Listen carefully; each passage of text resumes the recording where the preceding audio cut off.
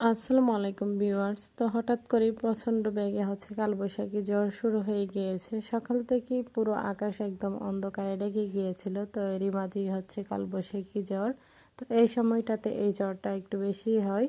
তো আজকের ঝড়টা একটু বেশিই ছিল, যেহেতু অন্য সময়ের তুলনায় আর কি। তো অনেকক্ষণ সময় বৃষ্টি এবং বাতাস বয়ে গিয়েছে।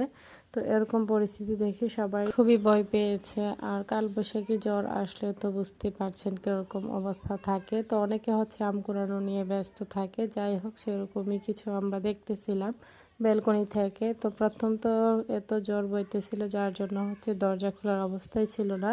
সেই সাথে বিদ্যুৎ চমকানো, বজ্রপাত হওয়া সব কিছুই। তো এই ছিল আর কি ঝড় বৃষ্টির পর বাড়ির অবস্থা। তো কিছুক্ষণের জন্য বৃষ্টিটা থেমেছিল, তারপর কিন্তু আবারও শুরু হয়ে যায়। তো এরকম ভাবেই আর কি চলতে থাকে ঝড় বৃষ্টি। তো এরকম ঝড় বৃষ্টি হলে বাচ্চাদেরও ঘরের ভিতর বন্দি হয়ে থাকতে হয়, তাই তাদেরও ভালো লাগে না, যেহেতু তারাও একটা খোলামেলা পরিবেশ খোঁজে, সেটার মধ্যে খেলা করতে তারা খুবই পছন্দ করে।